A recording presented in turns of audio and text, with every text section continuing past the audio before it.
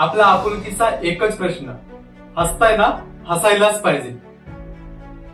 आज तुम्हाला मी घेऊन जाणार आहे आपले आराध्य दैवत छत्रपती शिवाजी महाराज यांचा जिवंत इतिहास मी सांगण्याचा प्रयत्न करणार आहे. मी खूप अभ्यासून आहे. महाराजांनी आपल्या आयुष्यात मोठी गरुड झेप घेतली. महाराजांचा जन्म 19 फेब्रुवारी 1630 ला शिवनेरी गडावर झाला.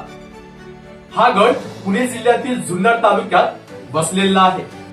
शहाजी व जिजाबाई यांचा महाराज हे दुसरं अपत्य आणि थोरलं अपत्य संभाजी हे वगळता बाकी फार काळ जगली नाही.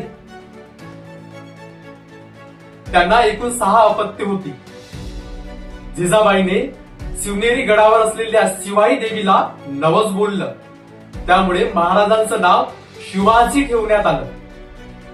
त्या काळात महाराष्ट्रात अहमदनगरचा निजामशाह, विजापूरचा आदिलशाह आणि गोवळकोंड्याचा कुतुबशाह यांची सत्ता होती. स्वतः शहाजीराजे आदिलशाह आणि निजामशाह यांच्याकडे सेवेस होते. महाराजांचा जन्म ज्यावेळी झाला त्यावेळी महाराष्ट्रात प्रचंड दुष्काळ पडला होता.